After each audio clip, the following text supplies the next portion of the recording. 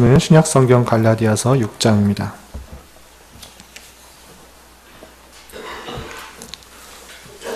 신약성경 갈라디아서 6장, 오늘 10월 마지막 날 또 갈라디아서 마지막 장을 읽게 되는데요. 6장 1절부터 18절까지 되어 있는데요. 1절부터 10절까지만 봉독하겠습니다. 신약성경 갈라디아서 6장 1절부터 10절까지 말씀을 봉독하겠습니다. 함께 봉독합니다. 형제들아, 사람이 만일 무슨 범죄한 일이 드러나거든 신령한 너희는 온유한 심령으로 그러한 자를 바로잡고 너 자신을 살펴보아 너도 시험을 받을까 두려워하라. 너희가 짐을 서로 지라. 그리하여 그리스도의 법을 성취하라. 만일 누가 아무것도 되지 못하고 된 줄로 생각하면 스스로 속임이라. 각각 자기 일을 살피라. 그리하면 자랑할 것이 자기에게는 있어도 남에게는 있지 아니하리니 각각 자기 짐을 질 것이라. 가르침을 받는 자는 말씀을 가르치는 자와 모든 좋은 것을 함께하라. 스스로 속이지 말라. 하나님은 업신여김을 받지 아니하시나니 사람이 무엇으로 심든지 그대로 거두리라. 자기 육체를 위하여 심는 자는 육체로부터 썩어질 것을 거두고 심령을 위하여 심는 자는 성령으로부터 영생을 거두리라. 우리가 선을 행하되 낙심하지 말지니 포기하지 아니하면 때가 이름에 거두리라.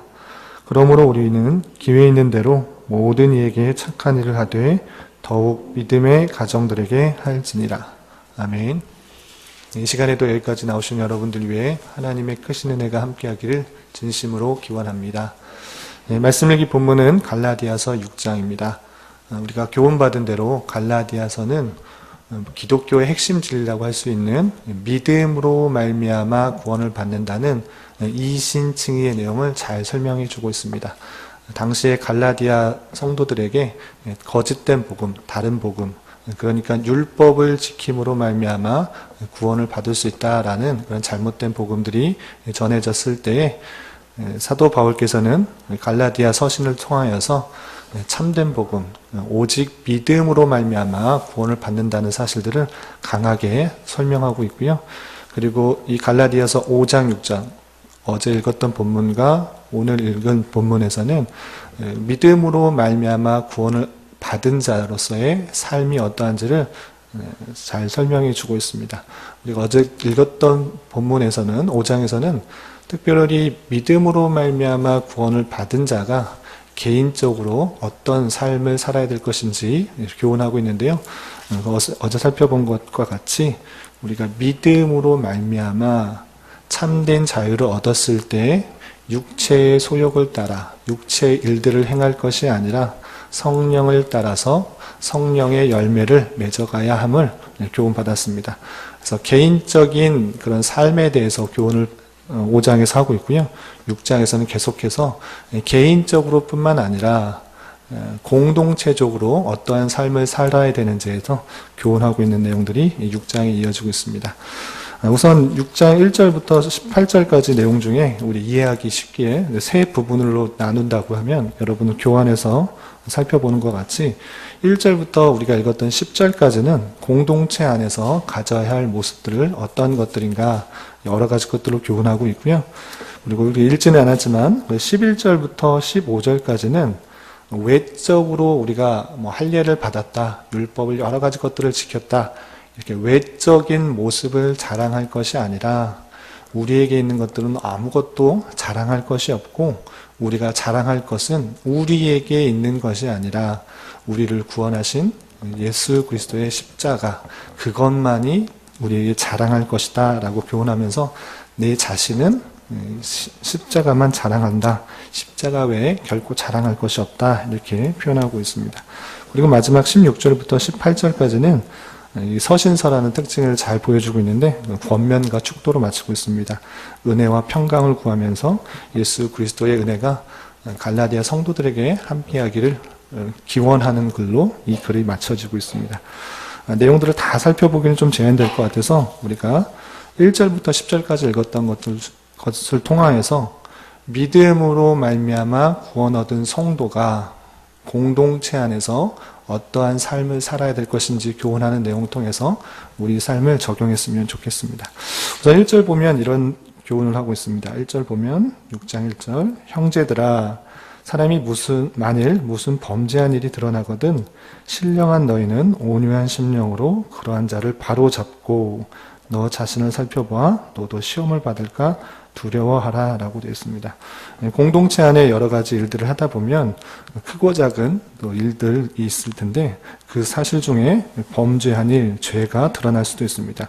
일부러 지은 죄도 있고 또 그렇지 않고 실수로 그렇게 짓게 되는 죄도 있을 것입니다. 그런데 어떠한 범죄한 일들이 모르고 있다가 드러날 때에는 우리는 어떠한 자세로 그것을 대해야 되는가? 온유한 심령으로 그러한 자를 바로 잡으라 이렇게 하고 있습니다. 그래서 바로 잡는 것은 분명할 텐데 그러할 때 우리의 자세는 온유한 심령으로 하라 되어 있습니다. 그래서 온유라는 표현은 물론 부드럽고 따뜻한 그런 표현인데 부드럽고 따뜻한 심령이 어떻게 생기는가 마태복음 5장에도 잘 나와 있고 시편 37장에도 잘 나와 있는데 그러한 심령은 어떠한 심령인가? 하나님께서 모든 것을 주권 가운데 그 범죄한 사실들을 심판하실 것이라는 믿음을 갖고 있는 자가 가질 수 있는 그런 심령인 것입니다. 우리 스스로 어떤 것들을 판단하고 정죄하고 그 사람을 해하려고 하는 것이 아니라 모든 것이 선악간에 하나님께서 심판하실 것이라는 그런 믿음 가운데 우리는 그 사람들의 잘못을 범죄한 자를 바로 잡아야 된다. 그 사람을 사랑의 마음으로 올바르게 될 수 있도록 대해야 될 것이다 라고 하고 있는 것입니다. 그리고 더 중요한 것은 그 사람에 대해서 바로잡는 것에 대해서 그치는 것이 아니라 또한 우리 자신, 너 자신을 살펴보아 너도 시험을 받을까 두려워하라 라고 교훈하고 있는 것입니다. 물론 그 사람이 죄를 지었기 때문에 바로 잡는 것이 중요합니다.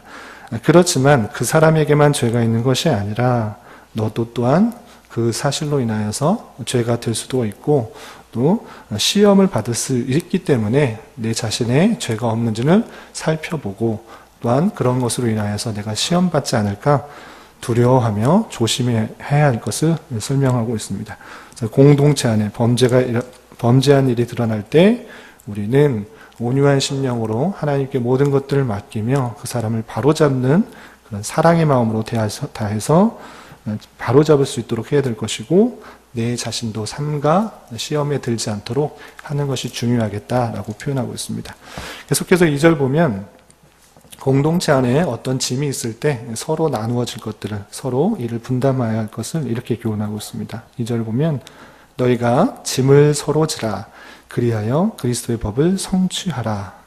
너희가 짐을 서로 지라 어떠한 공동체 안에 어떤 커다란 짐, 해결해야 될 일들이 있을 때 맡겨진 여러 가지 책임이 있을 때 어떤 한 사람에게만 맡기는 것이 아니라 그 무거운 짐이 있을 때에 서로 적당하게 나누어서 그 일을 분담해야 될 것을 표현하고 있습니다. 그렇게만 표현한 것이 아니라 그 뒤에 곧바로 그리하여 그리스도의 법을 성취하라 라고 하고 있습니다.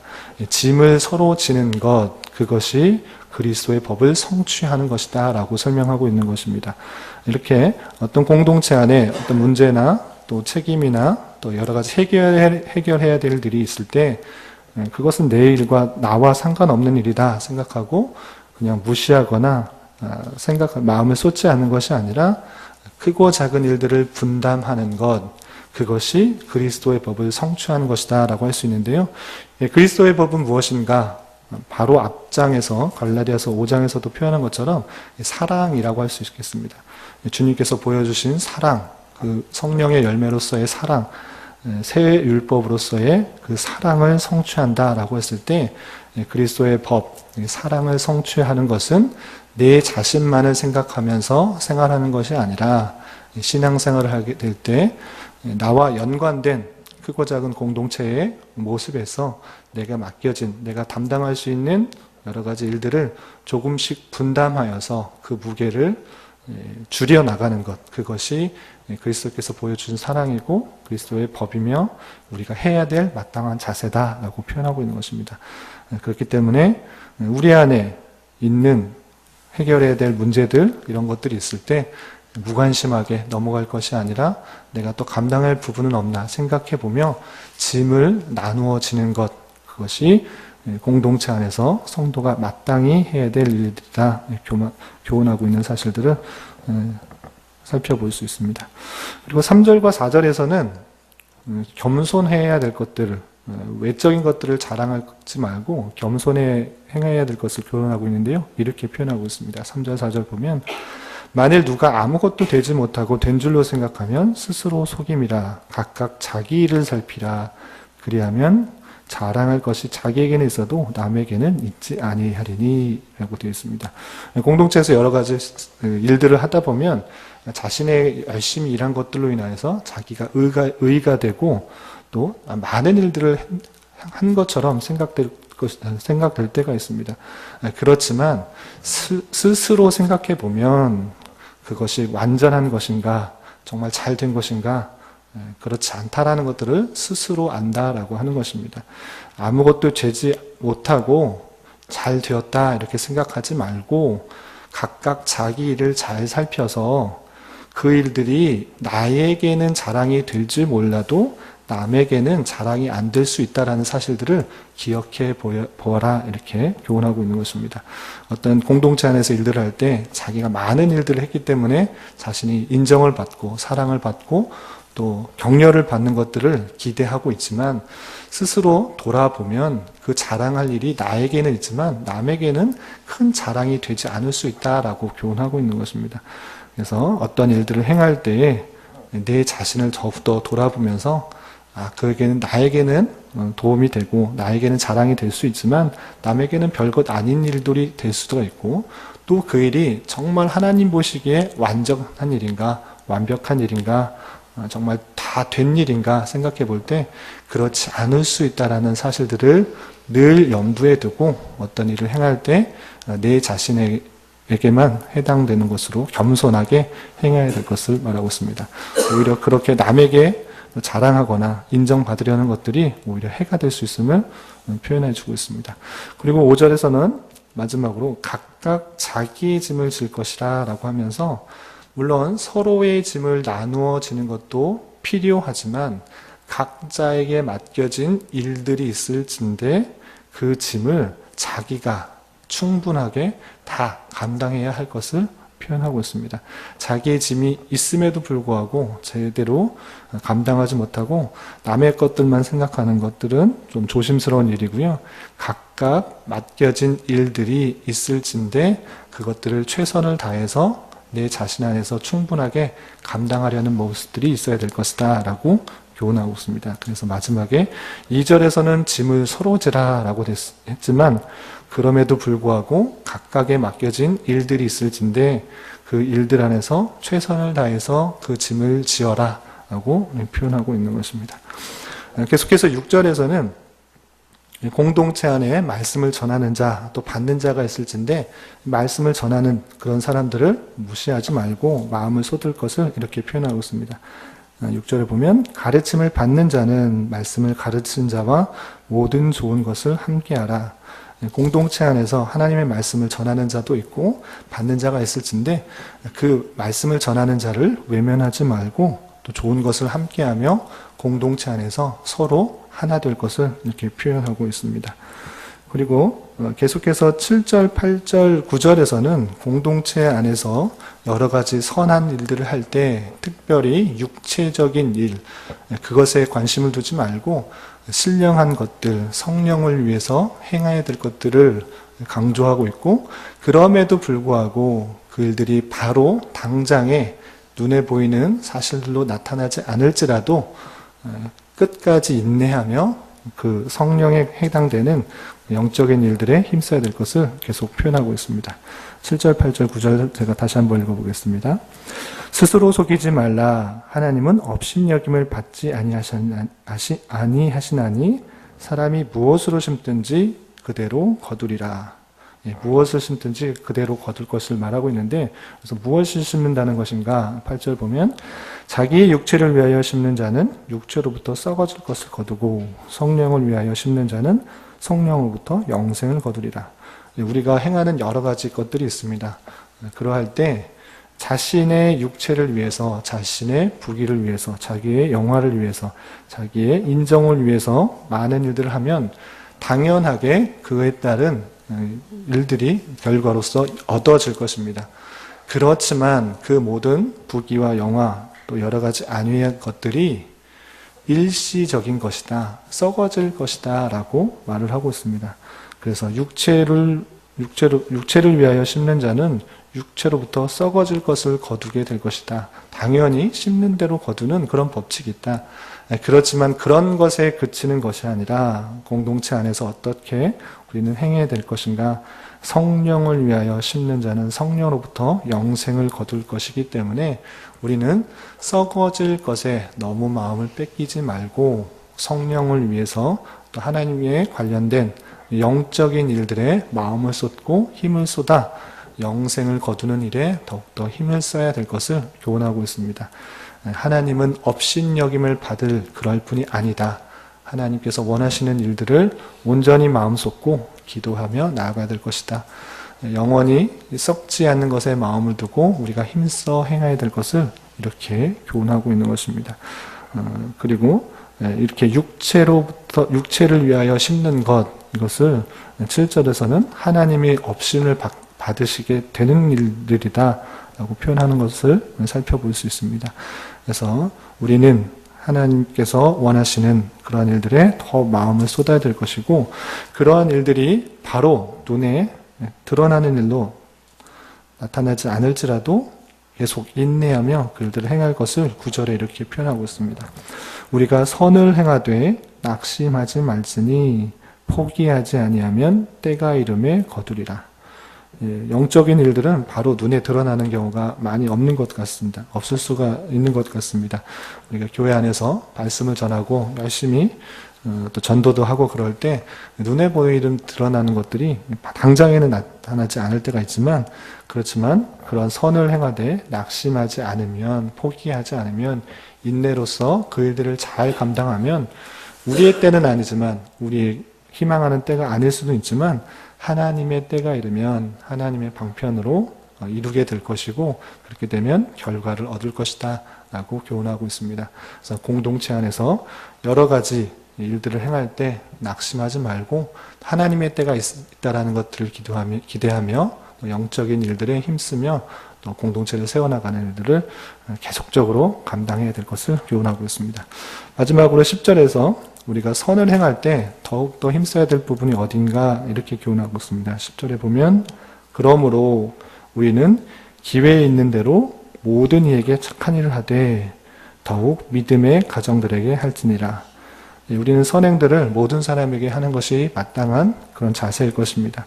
그렇지만 먼저 눈이 가야 될 것, 시선이 가야 될 것은 믿음의 공동체 안에서, 믿음의 가정들 안에서 선을 베풀어야 될, 또 힘을 주어야 될 일들이 있을진데 그곳에 먼저 힘을 주고 또 그 밖의 일들에도 관심을 가지라 이렇게 표현하고 있습니다.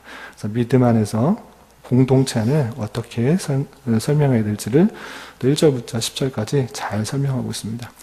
그리고 11절부터 아까 말씀드린 15절까지는 결론적으로 사도 바울은 다시 한번 여러 가지 것들을 강조하고 있는데요.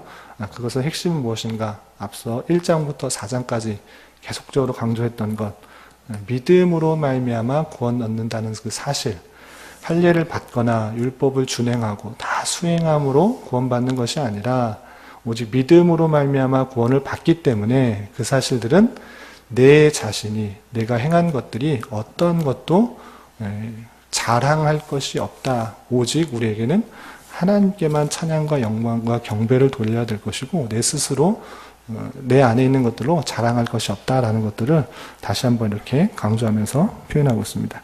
11절 보면 내 손으로 너희에게 이렇게 큰 글자로 쓴 것을 보라 라고 되어 있는데요.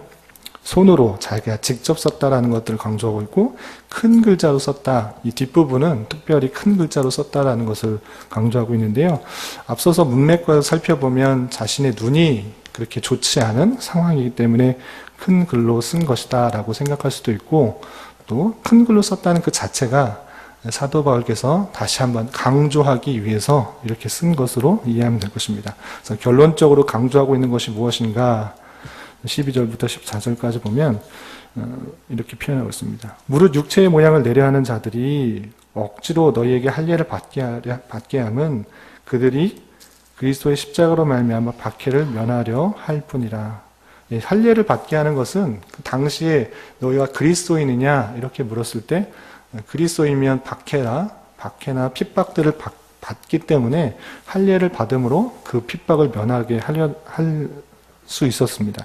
그렇기 때문에 할례를 받게 하는 것은 그들이 받을 수 있는 그리스도의 십자가로 말미암은 박해를 피하려고 하는 것들이다. 이렇게 표현하고 있고요. 13절에 할례를 받은 그들이라도 스스로 율법은 지키지 아니하고 너에게 할례를 받게 하려는 것은 그들이 너희의 육체로 자랑하게 하려 합니다. 나는 육체에서 할례를 받았다. 어떤 것을 받았다. 또 율법을 수행했다. 율법을 준수했다. 그 모든 것들은 육체에 대한 것들로 자랑하려고 하는 내 자신이 어떤 것을 했다라는 것들로 자랑하려는 것들 뿐이다. 이렇게 그런 것이 아니라 나는 어떤 것을 자랑하는가? 14절 그러나 내게는 나는 우리 주 예수 그리스도 십자가 외에 결코 자랑할 것이 없으니 사도는 외적인 것들을 지켰다, 할례를 받았다, 또는 어떤 것 공부를 했다, 어디서 인정을 받았다, 어떤 전도를 많이 했다, 이런 결과로 자신의 어떤 것들로 자랑하는 것이 아니라 내게 있는 것으로 자랑하는 것이 아니라 결코 십자가 외에는 자랑할 것이 없다. 십자가만 자랑한다. 내 안에 있는 것을 자랑하는 것이 아니라 나를 구원하신 예수 그리스도만 자랑한다. 이렇게 표현하고 있습니다. 그리고 나와 세상적인 것들이 구분되는 것들을 이렇게 표현하고 있습니다. 그래서 14절 하반절을 보면 그리스도로 말미암아 세상이 나를 대하여 십자가에 못 박히고 내가 또한 세상에 대하여 그러하니라. 할례나 무할례가 아무것도 아니로되 오직 새로 지으심을 받는 것만이 중요하다. 할례를 받는 것, 또 할례를 받지 않는 것, 그것이 중요한 것이 아니라 예수 그리스도를 믿음으로 말미암아 새로 지음 받는 것이 중요하다.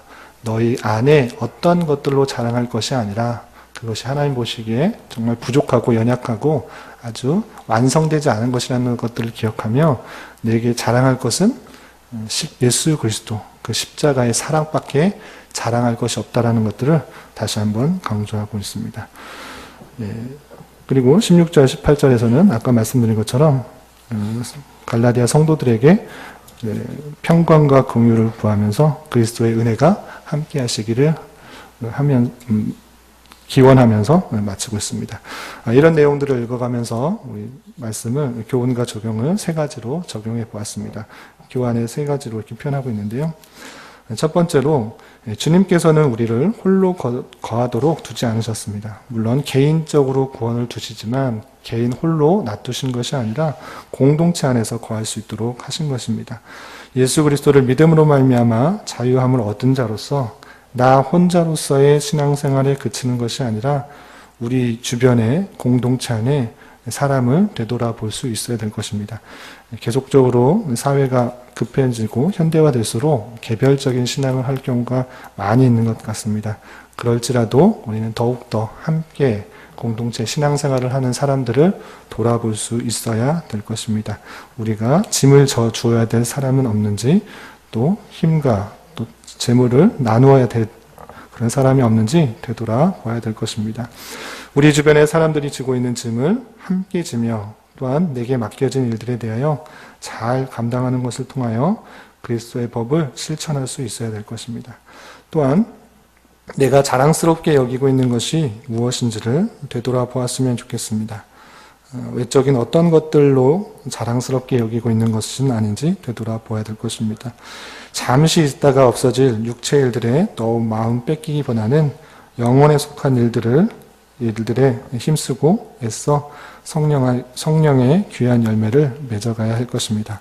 이런 은혜가 저와 여러분들 가운데 함께하기를 진심으로 기원합니다. 기도하겠습니다. 하나님 아버지 감사합니다. 오늘 말씀을 통해서 믿음으로 구원받은 자로서 공동체에서 어떻게 살아가야 할지에 대해서 깨달았습니다. 상처받거나 어렵고 힘든 일을 피하기 위하여 나 혼자만을 위한 신앙생활을 할 때가 많았으며 내 자신이 인정받으려고만 하는 신앙생활을 할 때가 있었음을 고백합니다. 주님, 저희들을 용서하여 주시고 우리 주변의 성도들을 돌아보아 무거운 짐을 함께 지며 또 가르침을 주는 자들과 마음을 쏟으며 기회가 되는 대로 믿음의 가정들을 위해 도움을 줄 수 있는 자 되게 하여 주시옵소서. 또한 신앙생활의 걸음걸음에 있어서 당장에 눈에 보이는 결과가 없을지라도 하나님의 때, 하나님의 방법으로 결실을 맺게 하심을 믿고 인내하며 이 길을 나아가는 자 되게 하여 주시옵소서. 교회 주변 재건축 문제로 교회가 중요한 시기에 있습니다. 성도들이 더욱더 한마음이 되며 하나님의 뜻을 구하는 시간 되게 하여 주시고 이웃과 사회에 선한 영향력을 끼칠 수 있는 기회가 되게 하여 주시옵소서. 수능 시험을 앞두고 있는 수험생들과 그 가족에게도 함께 하여 주셔서 오직 앞길을 예비하시고 주장하시는 주님을 온전히 신뢰함으로 이 시기를 잘 감당하는 자들 되게 하여 주시옵소서.